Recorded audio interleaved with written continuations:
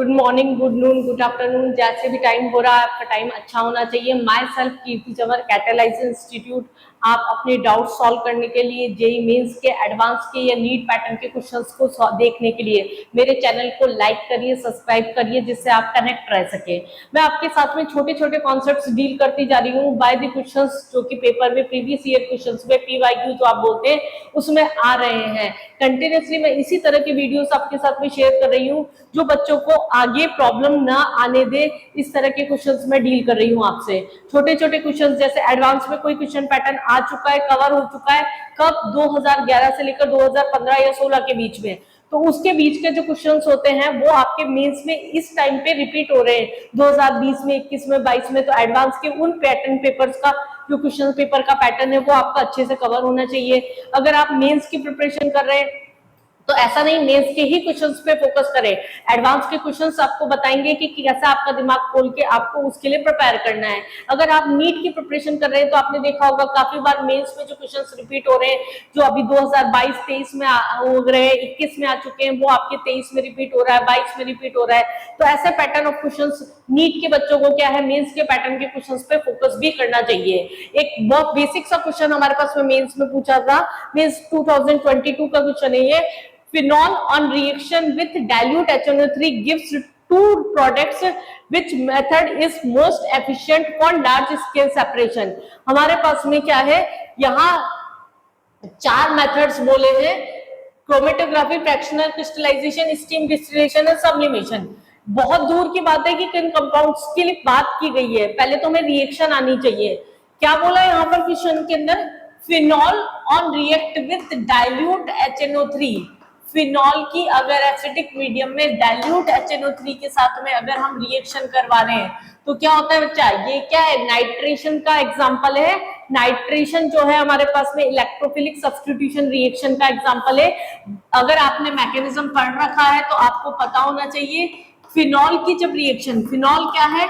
Plus are वाला group है, मतलब ये इलेक्ट्रॉन डेंसिटी क्या करेगा? रेजोनेटिव स्ट्रक्चर बनाएगा जब ऑर्थो और पैरा पे इंक्रीज करेगा। ऑर्थो और पैरा पे जब इलेक्ट्रॉन डेंसिटी इंक्रीज कर रहा है तो एक बार NO2 हमारे पास में यहां अटैक कर जाएगा और दूसरा प्रोडक्ट जो बनेगा वो क्या होगा? पैरा पे अटैक कर जाएगा।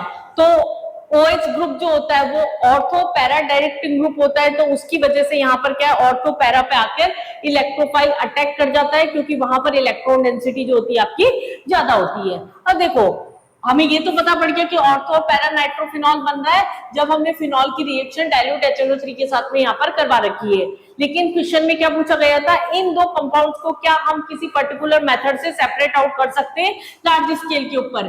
तो क्या हम सोच सकते हैं इन कंपाउंड्स को कैसे सेपरेट आउट किया जा सकता है? एक बहुत रिपीटेड क्वेश्चन है और ये केवल इस नाम से नहीं आता, इस चैप्टर में तो क्या इस नाम से इस पेपर में इस क्वेश्चन को पूछ लिया। कभी कभी ये पूछ लेते हैं पैरा नाइट्रोफिनॉल और ऑर्थो नाइट्रोफिनॉल में से कौन ज्यादा स्टेबल होता है, कौन ज्यादा विस्कस होता है, कौन ज्यादा वॉलेटाइल होता है, किसका वेपर प्रेशर ज्यादा होता है। 4 से 5 पैटर्न के क्वेश्चन केवल इन दो कंपाउंड्स के ऊपर रेगुलर पूछे जाते हैं पेपर्स के अंदर। आप समझिए इस चीज को एक बार। अगर हाइड्रोजन बॉन्डिंग, देखो दो टॉपिक मिक्स कर दिए यहाँ पर, ऑर्गेनिक में आपका नाइट्रेशन का कॉन्सेप्ट ले लिया और hydrogen bonding, intermolecular intramolecular hydrogen bonding से टॉपिक उठा लिया। ऑर्थो नाइट्रोफिनॉल जो होता है यहाँ पर आपके पास क्या है? इंट्रामोलिकुलर हाइड्रोजन बॉन्डिंग प्रेजेंट होती है।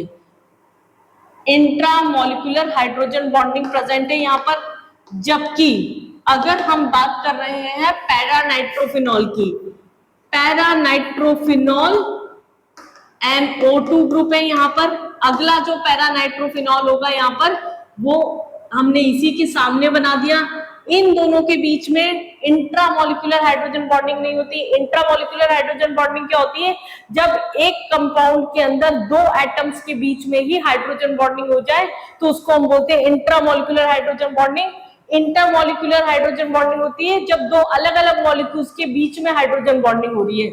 यहाँ पर इन दोनों के बीच में क्या हो गई? यहाँ पर इंटरमोलिकुलर हाइड्रोजन बॉन्डिंग हो गई। इंटरमॉलिक्यूलर हाइड्रोजन बॉन्डिंग होने की वजह से ये क्या हो गया, ज्यादा स्टेबल होता है। ये दो मॉलिक्यूल्स को एसोसिएट कर रहा है, तो इंटरमॉलिक्यूलर हाइड्रोजन बॉन्डिंग होने की वजह से, इंटरमॉलिक्यूलर की वजह से ये क्या हो रहा है, पैरानाइट्रोफिनॉल जो होता है वो ज्यादा स्टेबल होता है।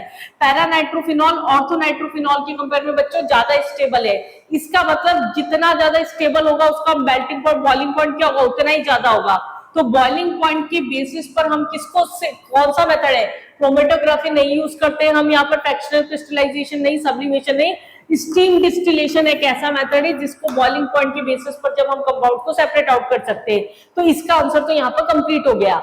लेकिन और नंबर ऑफ पॉसिबल क्वेश्चंस क्या बन सकते हैं यहाँ पर, क्योंकि ये क्वेश्चन आ चुका है तो ऐसा क्वेश्चन तो नेक्स्ट पेपर में उठा के देगा नहीं, इसी क्वेश्चन को थोड़ा मॉडिफाई करके क्या दे सकता है कि पैरानाइट्रोफिनॉल ऑर्थोनाइट्रोफिनॉल में कौन ज्यादा स्टेबल है, कौन ज्यादा विस्कस है, कौन ज्यादा स्टेबल है, जिसका बॉइलिंग पॉइंट ज्यादा है वो ज्यादा विस्कस होगा। तो पैरानाइट्रोफिनॉल क्या हो गया, ज्यादा विस्कस हो गया। अगर कोई चीज ज्यादा विस्कस है इसका मतलब वॉलेटाइल नेचर उसका क्या होगा, कम होगा, तो वो क्या होगा, लेस वॉलेटाइल हो गया एज कंपेयर टू ऑर्थोनाइट्रोफिनॉल। अगर वेपर प्रेशर की बात कर रहे हैं तो अगर ये वेपराइज ही कम होगा, वॉलेटाइल ही कम होगा, तो इसका वेपर प्रेशर भी कम लगेगा, तो यहाँ पर इसका वेपर प्रेशर भी कम होगा।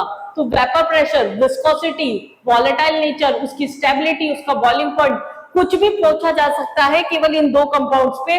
और ये असर्शन रीजन में भी आया हुआ नीट का क्वेश्चन है, मेंस में भी 2-4 बार रिपीट हुआ क्वेश्चन है। तो एक छोटे छोटे से कॉन्सेप्ट है जो आपको रिपीटेड क्वेश्चंस के पता होने चाहिए, जिससे हम पेपर को स्मूथली कर सके। पेपर पैटर्न जानना बहुत जरूरी है बच्चों।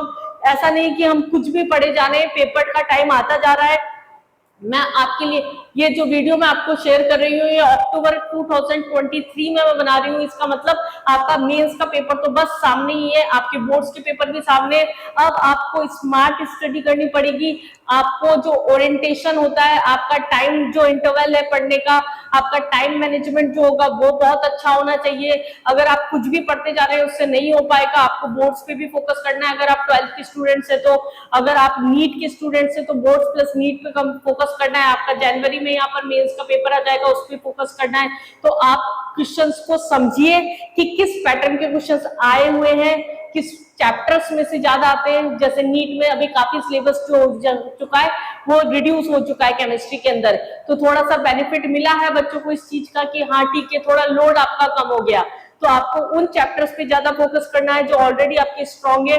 बहुत ऐसे रटने वाले चैप्टर्स हैं जो केमिस्ट्री में से हटे हैं, जैसे सरफेस केमिस्ट्री हो गया, एस ब्लॉक हो गया, आपका पी ब्लॉक का कुछ पोर्शन हो गया। सॉलिड स्टेट एक अच्छा चैप्टर था जो नहीं हटना चाहिए था, वो वहां से हट गया है। लेकिन प्रैक्टिकल अप्रोच वाले जो चैप्टर्स हैं वो आपके डाले हैं। प्रैक्टिकल अप्रोच बच्चे आप स्कूल्स नहीं जाते हैं, जनरली डमी स्कूल्स चलते हैं, तो उसके लिए हमें यहाँ पर क्या है, ऐसे चैप्टर्स भी डाल दिए गए हैं जो कि प्रैक्टिकल अप्रोच का आपको अवेयरनेस बढ़ाएंगे, जो कि आप जिससे इग्नोर रह रहे हैं अभी स्कूल्स न जाने की वजह से। तो वो एक अच्छी चीज हुई है पेपर के साथ में। बाकी और इस पैटर्न के क्वेश्चंस आप समझते रहिए, देखते रहिए। वीडियो को लाइक करिए, सब्सक्राइब करिए, मेरे चैनल को सब्सक्राइब करिए, जिससे आपको और पैटर्न ऑफ क्वेश्चंस जो हो वो मैं आपके साथ में डील कर सकूं। All the best for your paper.